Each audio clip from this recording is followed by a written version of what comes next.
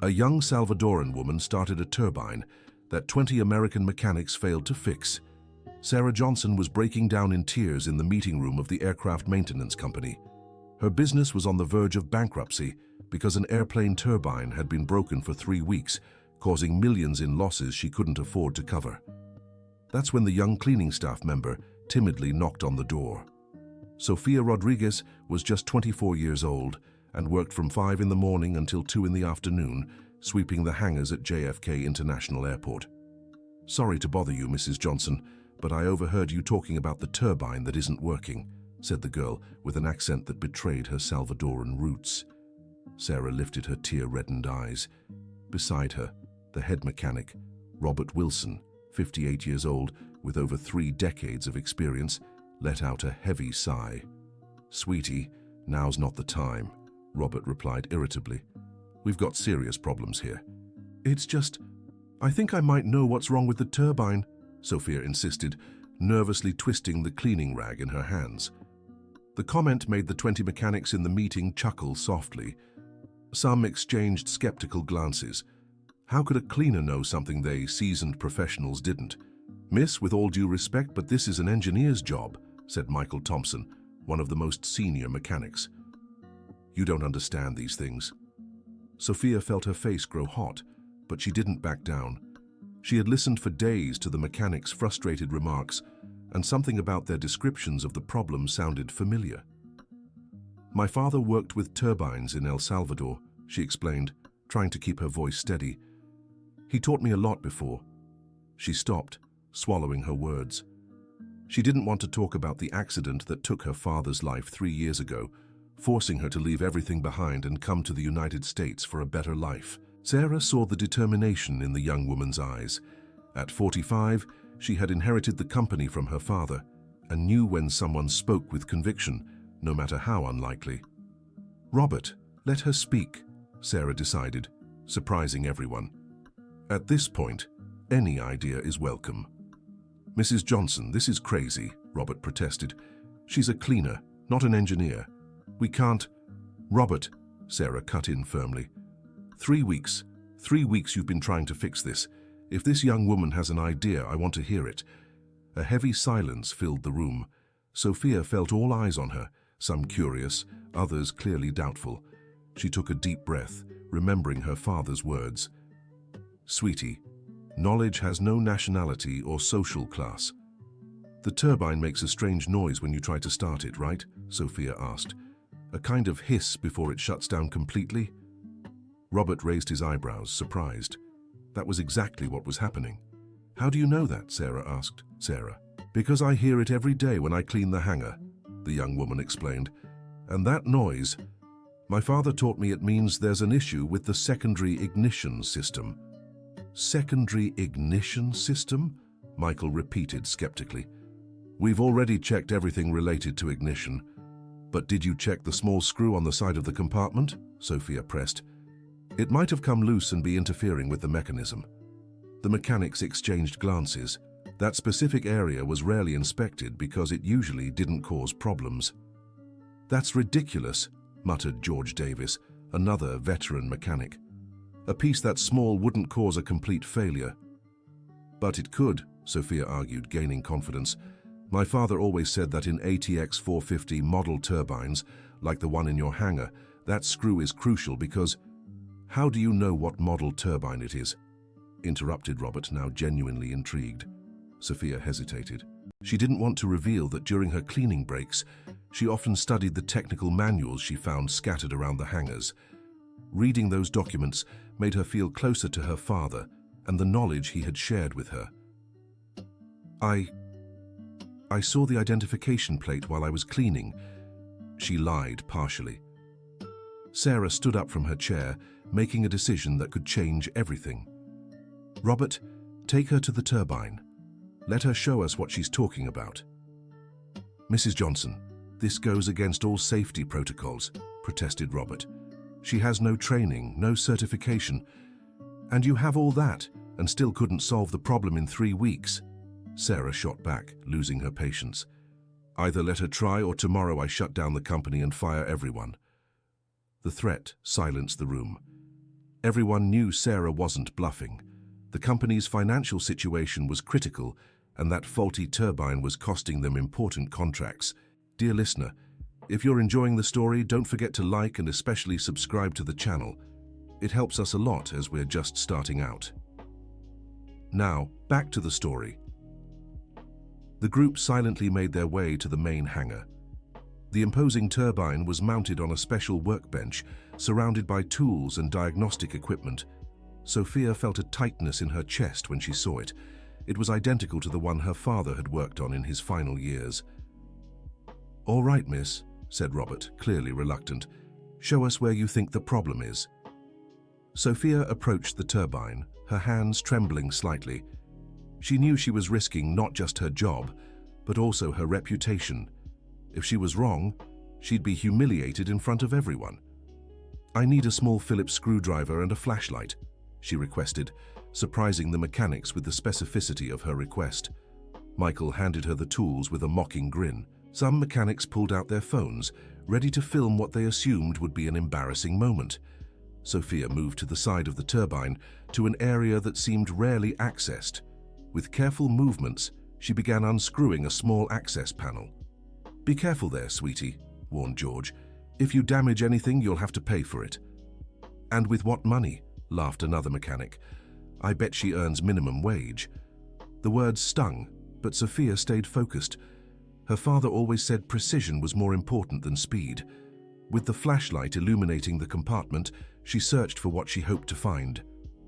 "Here!" she exclaimed, pointing to a small metal piece that was clearly out of place. The screw came loose and landed right on the temperature sensor. The mechanics crowded closer to see. Robert grabbed his own flashlight and confirmed what Sophia had found. "Well, I can see the screw," he admitted, clearly surprised. "But such a small part." "This sensor controls the entire ignition sequence," Sophia explained, gaining confidence. "If it can't read the right temperature because of the screw on top, the system won't let the turbine start. It's a safety mechanism." "How do you know this?" asked Sarah, impressed. Sophia took a deep breath.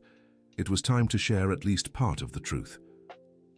"My father wasn't just an ordinary mechanic," she revealed. "He was an aeronautical engineer at the university in San Salvador. He worked with turbines for over 20 years.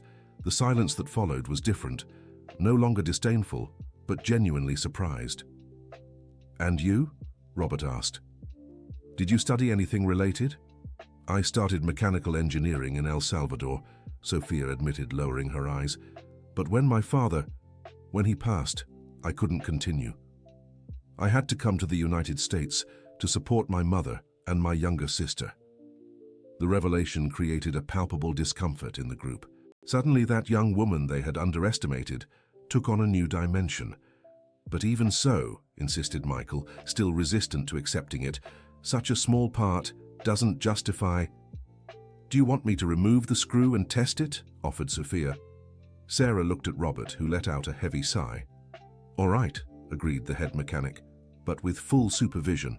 And if anything goes wrong, the responsibility is mine," Sarah finished. With everyone watching closely, Sophia used tweezers to carefully remove the screw that had fallen onto the sensor.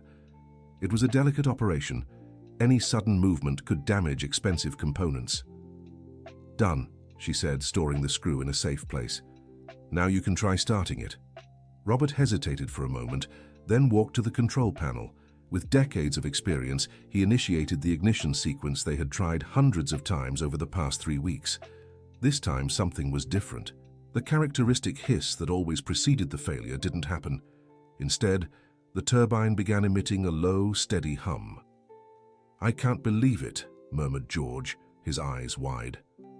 "It's working," said Michael, incredulous. "It's working!" Sarah shouted, nearly in tears from relief. The turbine spun perfectly, all indicators showing normal parameters.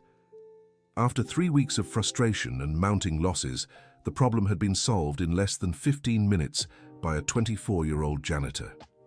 Robert turned off the turbine and faced Sophia, who still stood beside the equipment as if she couldn't believe what had happened. How does someone so young know so much about this?" he asked, genuinely curious now.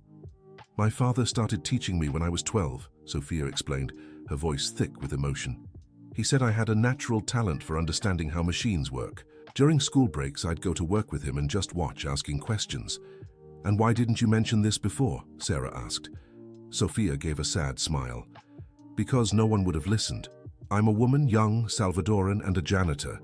Who would believe I understand airplane turbines? Her words created an awkward silence. Everyone there knew she was right. If she had offered help 3 weeks ago, she would have been dismissed immediately. Well, Sarah said, clearing her throat, it seems we've been wasting talent here at the company. Ms. Johnson, Robert interrupted, can I speak with you privately? The two stepped aside while the mechanics continued staring at Sophia with a mix of admiration and embarrassment. She saved our company, Robert said quietly. If we hadn't fixed this by the end of the week, we would have lost the airline contract. I know, Sarah replied. So what now? Now I think we need to have a serious conversation about her position here. Meanwhile, some mechanics approached Sophia, curious to learn more about her knowledge. Did you really study engineering? Asked Paul, one of the youngest mechanics on the team. 2.5 years, she confirmed. I had to drop out halfway. And do you plan to continue here in the US? Another asked. I'd like to, Sophia admitted, but it's complicated. I need to work to send money back to my family in El Salvador, and studying here is expensive. But you have the knowledge, Paul observed. What you did here today. I've worked with turbines for 5 years and wouldn't have thought of that. Every turbine has its quirks, Sophia explained. My father always said you have to listen to what the machine is trying to tell you. The noise it made was very specific. Sarah and Robert returned to the group, both with serious expressions. Sophia, Sarah called, can we talk? The young woman approached, her heart racing. Was she being fired for meddling where she didn't belong? First, I want to thank you, Sarah said. You saved my company today. If that turbine hadn't been fixed by Friday, I would have lost the biggest contract of my life. I just wanted to help, Sophia murmured. And you helped a lot, Sarah continued. That's why I want to make you an offer. How about leaving cleaning behind and joining us as a technical assistant? What do you mean? Sophia asked, unable to believe what she was hearing. You showed knowledge that many of my veteran mechanics don't have, Robert explained. It'd be a waste to keep you just as a cleaner. But I don't have a recognized degree here in the United States, Sophia reminded them. I can't sign technical reports or... Not yet, Sarah agreed. But I can hire you as a technical assistant while you sort out your education. The pay would be 3 times what you make as a cleaner. Sophia's legs felt weak. 3 times more money meant she could help her family much more and even afford to resume her studies. I accept, she said, her voice trembling with emotion. The mechanics applauded, some still clearly surprised by the turn of events. Michael, who had been one of the most skeptical, approached her. Sorry for how I treated you before, he said, extending his hand. That was prejudice on my part. No need to apologize, Sophia replied, shaking his hand. I understand. It must be hard to accept someone so young and inexperienced could teach you anything. Actually, Michael admitted, it's not because you're young. It's because you're a woman. His brutal honesty created another moment of uncomfortable silence. I've been in this business for 20 years, Michael continued, and I always thought it was a man's job. Today, you proved me wrong. Machines don't have a gender, Sophia said, repeating something her father always told her. They just need someone who understands them. Dear listener, if you're enjoying the story, don't forget to like and especially subscribe to the channel. It really helps those of us just starting out. Now, continuing. In the following weeks, Sophia quickly adapted to her new role. Her ability to diagnose problems proved exceptional, and she gradually earned the respect of the entire team. Robert, initially reluctant, began consulting her regularly on difficult cases. However, not everything was smooth sailing. Some of the company's clients were uncomfortable learning that a young Salvadoran woman was working on their planes. Sarah had to face prejudiced comments and even threats of cancelled contracts. Ms. Sarah, Sophia said one afternoon after overhearing an argument between her boss and an unhappy client, If my presence is causing problems, I can... Don't even think about it, Sarah cut in firmly. You're here because you deserve to be, not out of charity. If some clients can't see that, that's their problem. But the pressure was mounting. One of the company's biggest clients, who owned a fleet of private planes, had issued an ultimatum. Either Sophia left, or he'd take his business elsewhere. That's a lot of money, Sarah, Robert argued during a tense meeting. Maybe we could move Sophia to the night shift when he's not around. That's ridiculous, Sarah protested. She's the best diagnostician we have. Why should she hide? Because sometimes reality is harsh, Robert sighed. I don't like it any more than you, but... The conversation was interrupted by Sophia's arrival, carrying a detailed report. Sorry to interrupt, she said, but I found something important about Mr. Richard's plane. Richard Blackwell was exactly the client threatening to leave. His private jet had arrived the previous morning for routine maintenance. What did you find? Asked Robert. There are signs of premature wear on the turbine blades, explained Sophia, showing photos she had taken during the inspection. It's not something that would show up in a standard check, but it could be dangerous. Sarah examined the images, but couldn't see what Sophia was pointing out. Where exactly? She asked. Here, these almost imperceptible scratches, Sophia showed with a magnifying glass. My father taught me to recognize this pattern. It means the metal is under excessive stress. In a few months, there could be a complete failure. Robert leaned over the photos, his experience allowing him to see what Sophia had identified. She's right, he confirmed, surprised. This could cause a serious accident. We have to warn Mr. Richard immediately, said Sarah.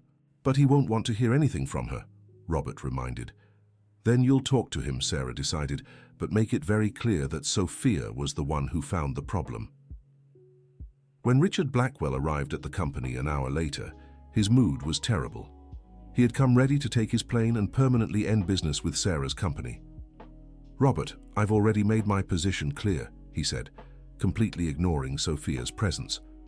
I don't want this person touching my plane.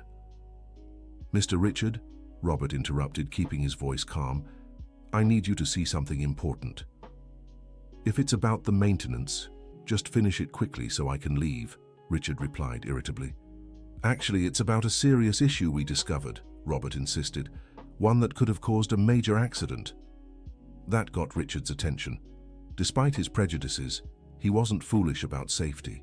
Robert showed the photos and explained Sophia's discovery, initially without mentioning who had made the diagnosis. This is very serious, Richard admitted, examining the images. If this turbine failed mid-flight, it could be catastrophic, Robert finished. How did you spot something so subtle? Richard asked. As far as I know, this isn't part of standard maintenance. Robert hesitated for a moment, then decided to be honest. Sophia was the one who found it, he revealed. She has an exceptional eye for these details. Richard's face twisted in a mix of surprise and displeasure. The janitor? He asked, incredulous. The technical assistant, Robert corrected firmly. And she just saved your life. Richard fell silent for several minutes, processing the information.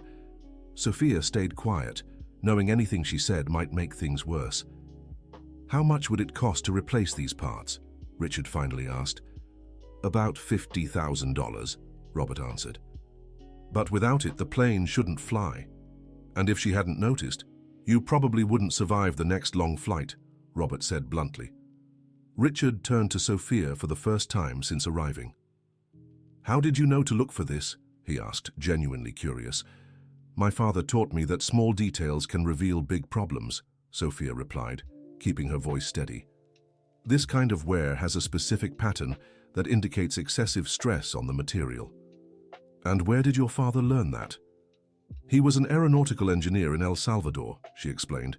He worked with airplane turbines for over 20 years. Richard remained silent, clearly wrestling with his own prejudices.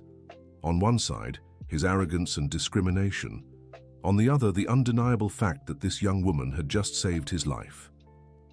All right, he finally said, do the necessary maintenance. And thank you for finding the issue. It wasn't an apology, but it was an acknowledgement.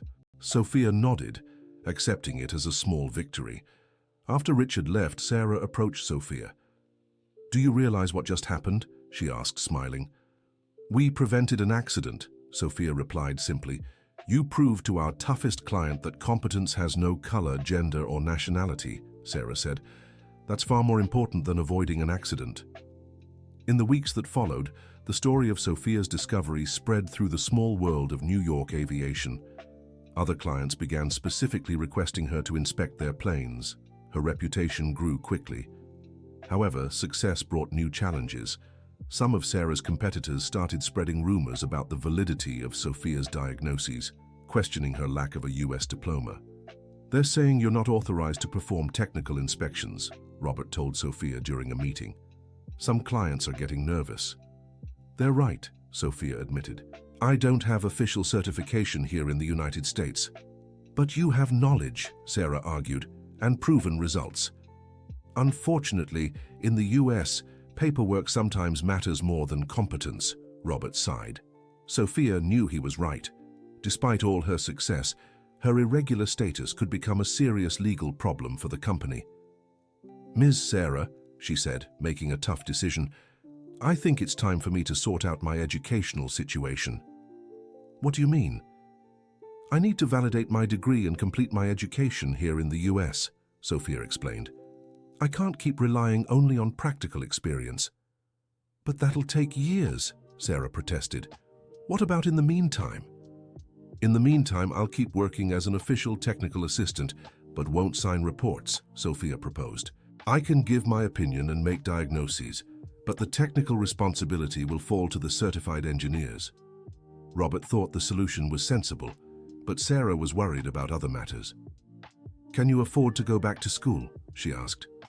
"I'll make it work," Sophia replied. "Maybe work part-time and study at night." "That'll be really tough."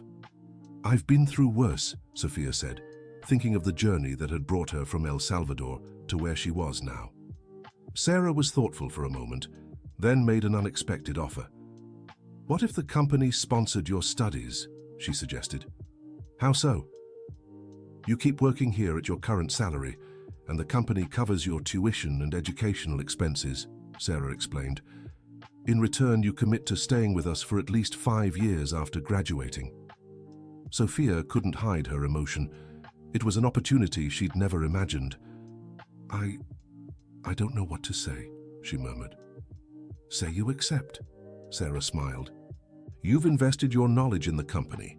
Now it's time for the company to invest in you." Dear listener, if you're enjoying the story, take a moment to like and especially subscribe to the channel.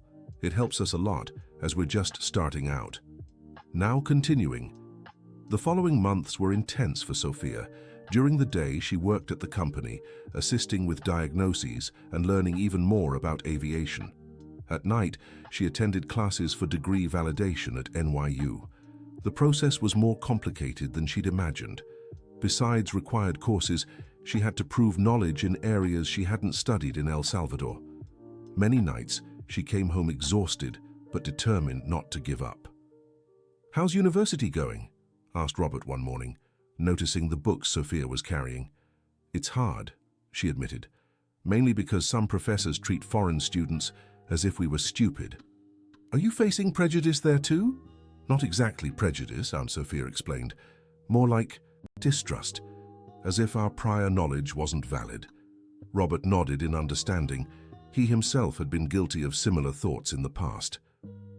"And how are you dealing with it?" "By showing in practice that I know what I'm talking about," Sophia replied, "just like I did here." This philosophy was put to the test when one of the university's strictest professors, Dr. Edward Matthews, an expert in aeronautical engineering, decided to visit Sarah's company to personally verify Sophia's work. "I heard you have an employee who performs advanced diagnostics without formal training," the professor said to Sarah during the visit. "Yes, I do," Sarah confirmed proudly. "She's exceptional." "I'd like to meet her," Dr. Edward requested. "As a professor, I get concerned when people without proper training work in critical areas like aviation." When Sophia was introduced to the professor, she immediately recognized the distrust in his eyes. It was the same look she had faced from the mechanics months earlier. "So you're the famous Sophia," Dr. Edward said. "Tell me about your experience." For the next hour, Sophia explained her background, her father's influence, and the cases she had solved at the company. The professor listened carefully, asking specific technical questions. "Interesting," he remarked at the end.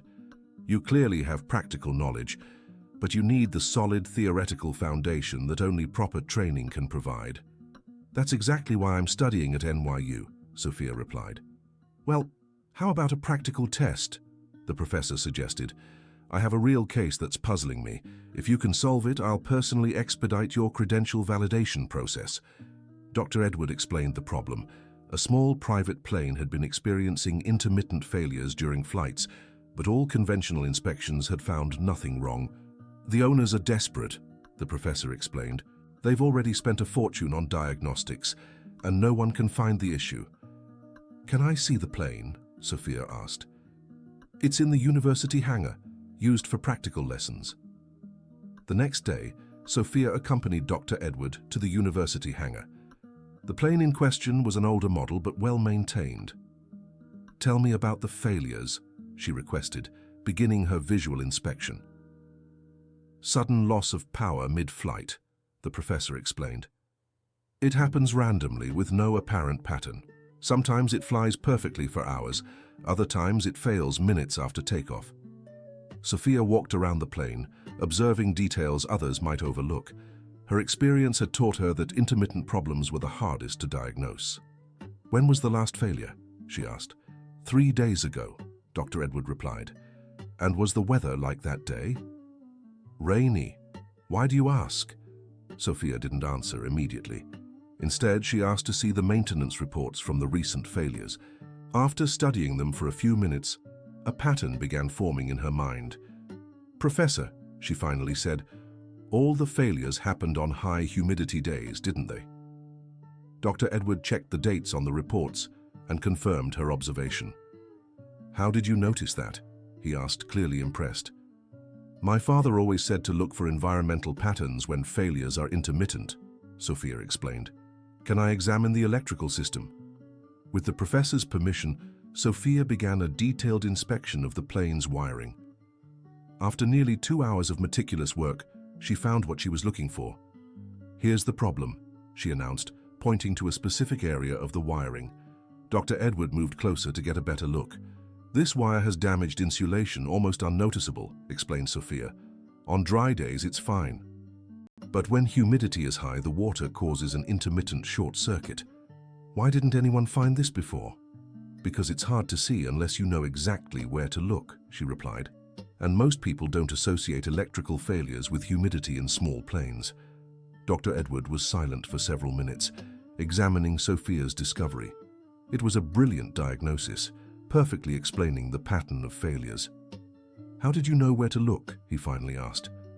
"My father told me about a similar case he solved years ago," Sophia admitted. "It's not always pure technical knowledge. Sometimes it's experience passed down through generations." That's exactly the kind of intuition we try to teach at the university," said the professor, clearly impressed. "But you already have it naturally." "So can I speed up my revalidation process?" Sophia asked hopefully. "More than that," Dr. Edwards smiled. "I'll propose you be accepted as a special student, exempt from several basic courses. Your practical knowledge is worth more than many academic credits." The news hit the company like a bombshell. Sarah was overjoyed, Robert was proud, and the mechanics celebrated as if it were a personal victory for everyone. "You deserve this and so much more," Sarah said, hugging Sophia. "Your determination is inspiring." But not everything was celebration. The news of Sophia's academic recognition reached competitors who intensified their attempts to discredit her. "They're spreading rumors that you only got this position at the university because you're a woman and a foreigner," Robert said, clearly annoyed. "That it's social quota, not merit." "Let them talk," Sophia replied calmly. "Results speak louder than gossip." "But this could affect the company's reputation," Robert insisted. "Robert's right," Sarah agreed. "We need a way to silence these voices once and for all." The opportunity came when the United States Aviation Business Association decided to organize a national technical diagnosis competition. Professionals from across the country could participate, solving real complex cases. "It's the perfect chance," Sarah said. "If you win this, no one will be able to question your competence again." "But I'll be competing against engineers with decades of experience," Sophia reminded them. "So what?" Robert smiled. "You've already proven many times that experience isn't always synonymous with knowledge." Sophia decided to participate, knowing it was a unique opportunity to definitively prove her worth. The competition would be held in Chicago, with cases provided by real companies that couldn't solve specific problems. The night before the trip, Sophia called her mother in El Salvador, as she did every week. "Sweetie, how are you?" asked Elena, her voice full of affection and concern. "I'm good, Mum. Tomorrow I'm participating in an important competition," Sophia said.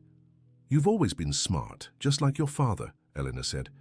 "He'd be so proud to see how far you've come." "Sometimes I feel like he's guiding me," Sophia admitted. "When I look at a broken machine, it's like I hear his voice telling me what to look for." "Her father's love never dies, sweetie. He's always with you." The conversation gave Sophia the emotional strength she needed. The next day, she flew to Chicago, determined to honor her father's memory and prove that dreams can come true through determination and hard work. The competition would be held in 3 stages: theoretical case analysis, practical diagnostics on real airplanes, and oral presentation of solutions. Sophia would be one of the few participants without a complete traditional education, which immediately put her in the spotlight. "The little Salvadoran girl came to compete with the big leagues," one participant remarked in a clearly mocking tone. "Let's see if she can solve real problems or just cleaning lady turbines," another laughed. Sophia heard the comments but didn't react. She had learned that the best response to prejudice was competence. The first stage involved analyzing technical reports of 5 different cases and proposing solutions. Sophia carefully read each case, applying the methodology her father had taught her. Identify patterns, consider environmental variables, and think about non-obvious causes. When the results of the first stage were announced, Sophia had placed second, losing only to a veteran engineer from New York. The snide remarks diminished considerably. The second stage was the most challenging, diagnosing real problems in 3 different airplanes within a limited time. Sophia approached the first plane, a model she wasn't very familiar with. "How you won't solve this one?" taunted one participant. "It's a European model, very different from what you're used to." Sophia ignored the comment and began her inspection. The plane had issues with excessive vibration during flight. After carefully examining the engine, she noticed uneven wear on one of the rotor blades. "The problem is balancing," she announced to the judging committee. "One of the blades is slightly heavier than the others, causing vibration at high rotation." "How can you be sure?" asked one judge. "Because the wear pattern shows it strikes harder during rotation," Sophia explained. "It's subtle but noticeable if you know what to look for." The second plane had engine overheating issues.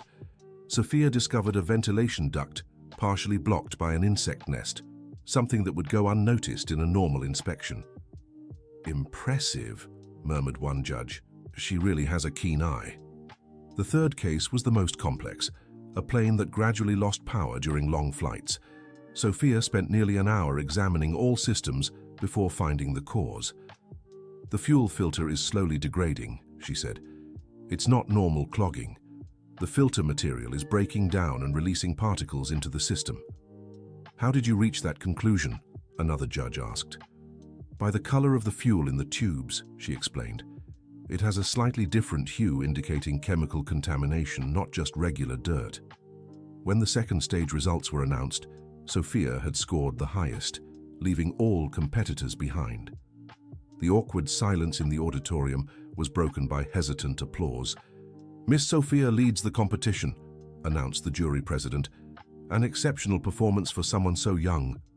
The snide remarks stopped completely. Now the other participants watched her with genuine respect, recognizing they were in the presence of real talent.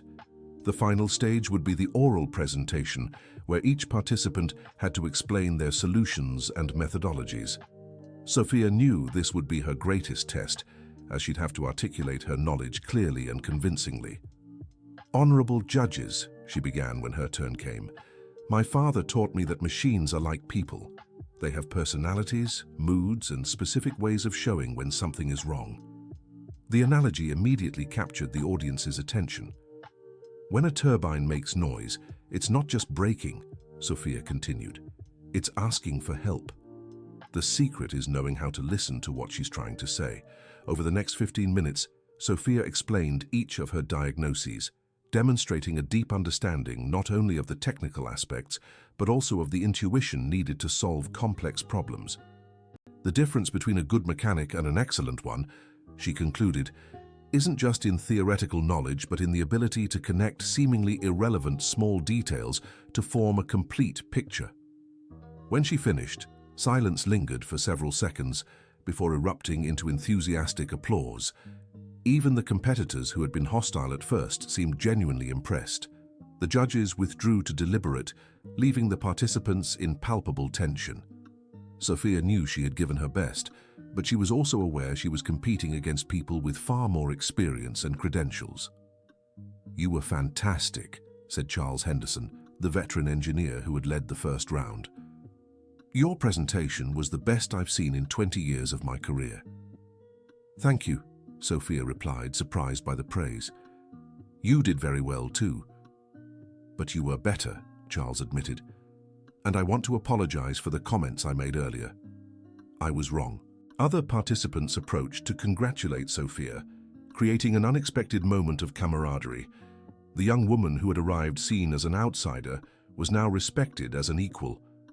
When the judges returned, the chairperson carried a sealed envelope with the final results. "This was one of the most competitive contests in our history," he announced. "All participants demonstrated exceptional competence, but one person stood out in an extraordinary way." Sophia felt her heart race. Regardless of the outcome, she had already proven her worth to herself and everyone present. "The winner of the National Aviation Technical Diagnosis Competition is," a dramatic pause, "Sophia Rodriguez." The explosion of applause was deafening. Sophia stood frozen for a few seconds, unable to believe what she had heard. She had won. A young Salvadoran woman, a former cleaner, had defeated the country's top experts. When she stepped onto the stage to receive the trophy, she was visibly emotional. "This award isn't just mine," she said into the microphone. "It belongs to all immigrants who work hard every day, to all women fighting for recognition in male-dominated professions, and especially to my father, who taught me that knowledge has no borders." The audience rose in a standing ovation, many with tears in their eyes. It was a moment that transcended a mere technical competition. "I also want to thank Mrs. Sarah Johnson, who gave me a chance when no one else would," Sophia continued, "and to all the mechanics who taught me that teamwork is more important than individual ego." After the ceremony, specialized journalists surrounded Sophia for interviews. The story of the young Salvadoran woman who won the national competition quickly spread through the media. "How does it feel to be the first foreign woman to win this award?" a reporter asked. "I hope I'm not the last," Sophia replied. "The United States has so much hidden talent. We just need to give it opportunities to shine. What are your plans now?" "Finish my studies at NYU, keep working at Mrs. Sarah's company, and maybe one day open my own consulting firm," she said, dreaming big for the first time in years. When Sophia returned to New York, she was welcomed as a hero at the company. Sarah had organized a small celebration, and even difficult clients like Richard Blackwell showed up to congratulate her. "I owe you a public apology," Richard said during the party. "You are an exceptional professional, and I was prejudiced. I hope you can forgive me." "You're already forgiven," Sophia replied generously. "Everyone deserves a second chance." In the following days, Sarah's company was flooded with requests from new clients who wanted their planes inspected by the champion engineer. Sophia's victory not only elevated her personal reputation, but transformed the entire company. "We need to hire more people," Robert told Sarah. "We can't keep up with all the demand. And we'll hire people who think like Sophia," Sarah decided. "Competence first, prejudice is nowhere." Sophia became a mentor to new employees, teaching not just diagnostic techniques, but also the importance of keeping an open mind and questioning assumptions. Never accept that something is impossible just because someone said so, she advised the newcomers. Machines don't lie. People sometimes do. 3 months after the competition, Sophia received a call that would change her life again. It was from Dr. Edward Matthews, her professor at NYU. "Sophia, I have a proposal for you," he said. "The university wants to create an extension program to train technical diagnosticians. I'd like you to be the coordinator." "But I haven't even finished my own training yet," she protested. "You've already proven you have enough knowledge," the professor argued. "Besides, it would be part-time. You could keep working at Sarah's company." It was an opportunity to teach, to pass on the knowledge she had received from her father to a new generation. Sophia couldn't resist. "I accept," she said, knowing she was making another life-changing decision. On her first day as a teacher, Sophia stood before 20 curious students. Some were fresh graduates, others experienced mechanics looking to improve. "How many of you think knowledge comes only from books?" she asked, starting the lesson provocatively. Several hands went up. "Today I'll teach you something no book can," she continued, "how to listen to what machines are saying." For the next 2 hours, Sophia taught diagnostic techniques that blended academic theory with practical wisdom. The students were fascinated by her unique approach. "Professor," one student asked at the end, "how do you make such complex concepts so easy to understand?" "Because I learned that the best way to teach is by telling stories," she replied, "and every broken machine has a story to tell." In the following months, Sophia's program became one of the most sought after at the university. Professionals from across the country came to New York to attend her intensive courses. During one of these classes, she got a special surprise. Sarah showed up at the university with an older woman Sophia didn't recognize at first. "Sophia," Sarah said, emotional, "I want you to meet someone very special." The woman stepped forward, and Sophia finally recognized her from photos. It was her mother, Eleanor, who had traveled from El Salvador to visit her. "Sweetie," Eleanor exclaimed, hugging her daughter with tears in her eyes. "Mom, how did you—" Sophia was in shock. "Miss Sarah paid for my ticket," Elena explained. "She said I needed to see with my own eyes what my daughter has achieved." It was an emotional moment for everyone present. Sophia's students spontaneously applauded, understanding they were witnessing something truly special. "Your father would be so proud," Elena whispered in her daughter's ear. "You've honored our family's name." That evening, Sarah organized a special dinner so Elena could meet the entire company team. Robert, Michael, Paul, and all the other mechanics made sure to tell Sophia's mother how she had transformed their lives and the company. "She taught us that talent has no nationality," said Robert, "and that humility is the mark of true wisdom." "Your daughter saved our company," added Sarah, "but more than that, she taught us to be better people." Mrs. Elena listened to every word with overflowing maternal pride. Her daughter had not only succeeded in life, but had touched the hearts of many people along the way. "Sophia has always been special," she said. "Even as a little girl, she saw things others didn't. Her father used to say she had a gift for understanding machines." "And he was right," Robert confirmed. "She has a talent you can't learn in any school." 2 weeks later, when Mrs. Elena returned to El Salvador, she carried stories she would tell her entire family and neighborhood. Her daughter had become proof that dreams could come true through perseverance. Sophia, in turn, felt she had closed an important chapter in her life.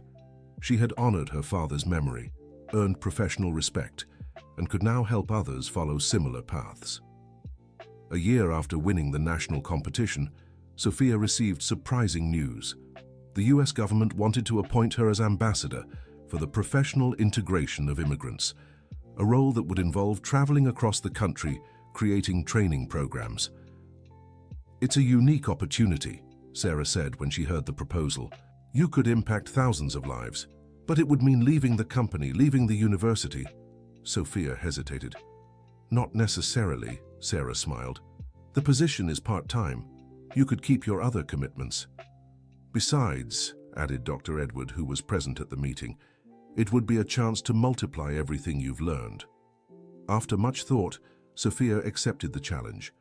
Her first project would be creating a national program for fast-tracking diploma recognition for qualified foreign professionals. How many people like me are lost in the US, working jobs that don't use their true potential, she reflected during the project's first meeting. We estimate tens of thousands, replied the program coordinator, and you'll help us find those talents. Sophia's program launched 6 months later, offering diploma validation courses in several US cities. In the very first groups, there were Iraqi doctors working as cab drivers, Honduran engineers doing cleaning jobs, and Haitian teachers selling goods on the street. Every story I hear reminds me of my own journey, Sophia told Robert during one of her visits to the company. It's astonishing how much talent goes to waste. And how many have you managed to help so far? He asked. In the first group, 15 people already got jobs in their fields, she answered proudly. And this is just the beginning. During one of her work trips, Sophia met Marcus, a Nigerian engineer working as a construction laborer while trying to validate his degree. There was something in his determination that reminded her of herself years ago. Why did you choose engineering? She asked him during a conversation. Same reason as you, I imagine, Marcus replied, because machines make sense when nothing else does. They began working together on the program, and Marcus became something of an unofficial assistant to Sophia. Over time, they developed a strong professional partnership and a genuine friendship. Have you ever thought about expanding the program to other Latin American countries? Marcus suggested one day. Actually, I've already received invitations to present the project at international conferences, Sophia revealed. It seems our experience here in the United States has sparked global interest. The international impact of Sophia Rodriguez's work reached organizations like the United Nations and the Organization of American States, which invited her to participate in conferences on migration and professional integration. From janitor to international consultant, Robert Wilson joked when he heard about the invitations. You truly never stop surprising us. I've learned something important, Sophia replied. When you find your true calling, opportunities start appearing naturally. In her first international talk in Toronto, Sophia shared her story with an audience of over 500 migration and human development experts. There's no greater waste than ignored talent, she said during her presentation. When we let prejudice determine who can or cannot contribute, we all lose. The talk was met with a standing ovation, and several organizations offered to implement similar programs in their countries. You've become an important voice on the international stage, Marcus commented after the conference. I've become the voice of millions who don't have the chance to be heard, Sophia corrected. It's a responsibility I take very seriously. 2 years after the national program began, Sophia received one of the highest honors of her career, an invitation to speak at TED Talks, the world's most prestigious platform for sharing ideas. The theme is Talent Without Borders, the organizer explained during the call. We want you to share your story and talk about how the United States is changing the lives of immigrant professionals. Preparing for the TED Talk was one of the biggest challenges of Sophia's life. She wanted every word to have impact, for her message to reach people who could make a difference in other countries. Do you think I should start by talking about my father? She asked Sarah Johnson and Robert Wilson during a preparation session. Start the way you always do, Sarah suggested, straight to the heart of the matter. On the day of the recording, Sophia stepped onto TED's iconic red stage with her heart pounding. In the audience were Sarah, Robert, Dr. Edward Matthews, and even Eleanor, who had insisted on being there. 5 years ago, I was a janitor, she began, her voice echoing in the silent auditorium. Today, I'm a national ambassador for professional integration. What changed wasn't who I am, but how society chose to see me.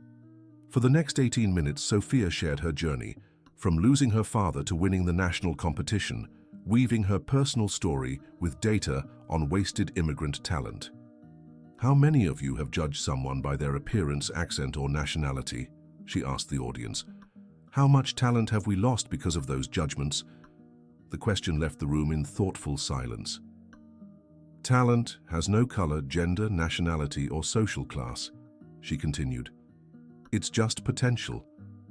And it's up to us to decide whether we'll waste it or give it a chance to flourish. When she finished with the line, "Knowledge has no homeland, but it needs opportunity," the applause was immediate and prolonged. Many in the audience were visibly moved. In the days following the TED Talk, Sophia received thousands of messages from people around the world, immigrants sharing their struggles, employers offering opportunities, governments asking for help to implement similar programs. "Your talk already has over 2 million views," Marcus said, impressed. "You've really touched on something universal." "It's because the story of struggle and triumph is universal," Sophia reflected. "Everyone knows someone who's had to start over somewhere new." The impact of the TED Talk opened doors Sophia Rodriguez had never imagined. American universities offered her doctoral scholarships, multinational corporations proposed partnerships, and governments invited her for consulting roles. "It's all happening at once," she confessed to Sarah Johnson during one of the rare times she managed to visit the company. "Sometimes I feel like I'm losing control of my own life." "But you're impacting thousands of people," Sarah reminded her. "Your father would be proud of who you've become." "I know," Sophia sighed. "But sometimes I miss the simpler days when my biggest problem was diagnosing a broken turbine." "Who says you have to choose?" Sarah smiled. "Why not keep doing everything you love?" Sarah's suggestion made Sophia rethink her priorities. She didn't have to abandon her roots completely to embrace new opportunities. "You know what?" she said, making a decision.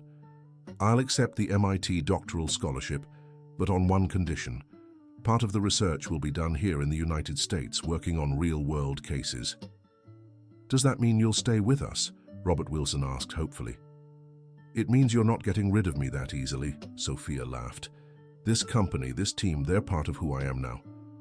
3 years later, Dr. Sophia Rodriguez returned from the United States with a PhD in aeronautical engineering and a revolutionary proposal: to create the first international center for aeronautical technical diagnostics in the US. "The idea is simple," she explained during the project presentation.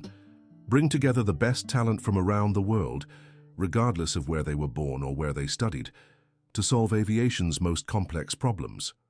The project received funding from multiple international organizations and the US government itself. It would be based in New York, in partnership with NYU and Sarah's company, which had grown exponentially in recent years. "Who would have thought a janitor would create Latin America's most advanced research center?" Robert joked during the inauguration. "Former janitor," Sophia corrected with a smile, "and always proud of it." The center quickly became a global benchmark, attracting researchers from every continent. Sophia implemented a unique policy. At least half of the researchers had to be immigrants or professionals from developing countries. "Talent exists everywhere," she explained to journalists. "Sometimes we just need to give the right opportunity." One of the first cases the center solved was a problem that had puzzled European manufacturers for months: mysterious failures in a new line of turbines. The solution came from Ahmed, an Iraqi engineer who had arrived in the US as a refugee. "The issue wasn't in the turbine's design," Ahmed explained during the solution presentation.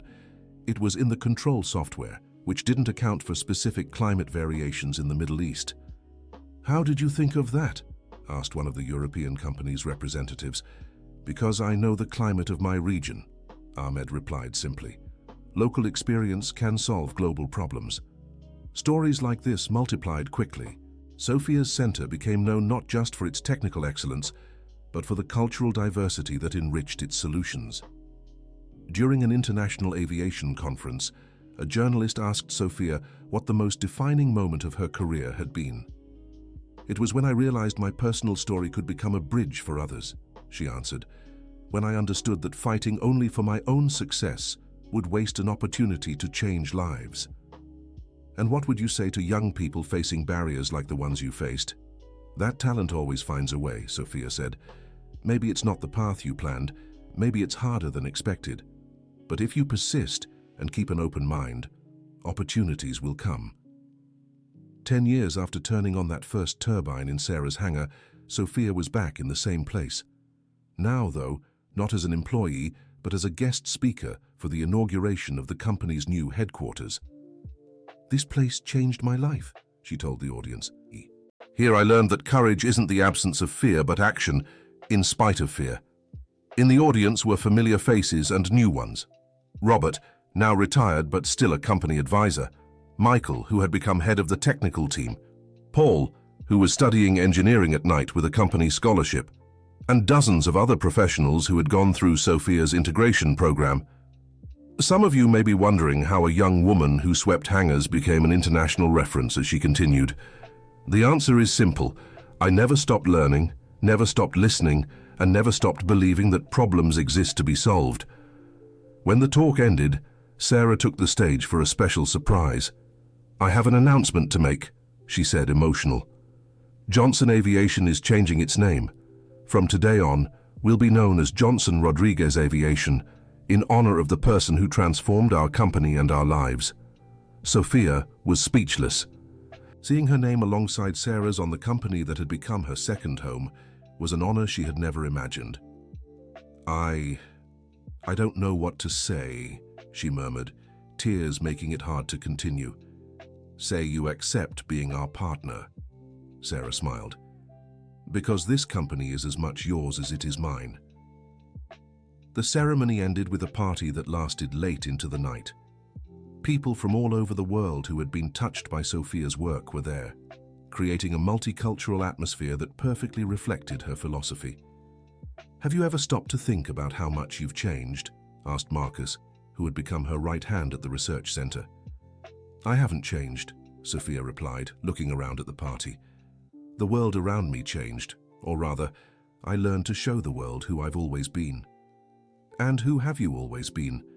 "Someone who believes every problem has a solution," she said, smiling, "and that every person has value, no matter where they were born or how they got here."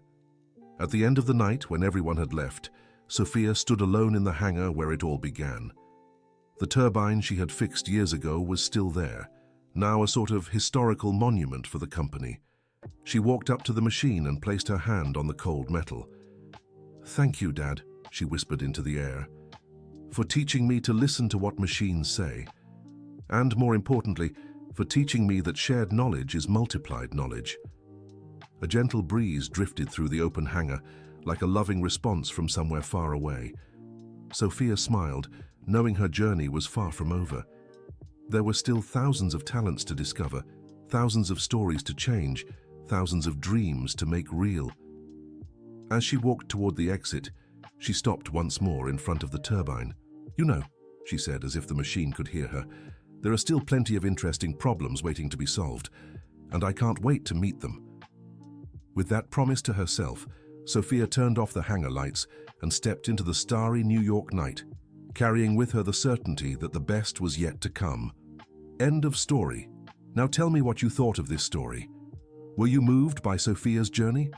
Could you feel her strength in overcoming every obstacle? Leave in the comments what touched you most and if you know someone with a similar story. Your opinion means a lot to us. Don't forget to give us a like and subscribe to the channel so you won't miss other inspiring stories like this one.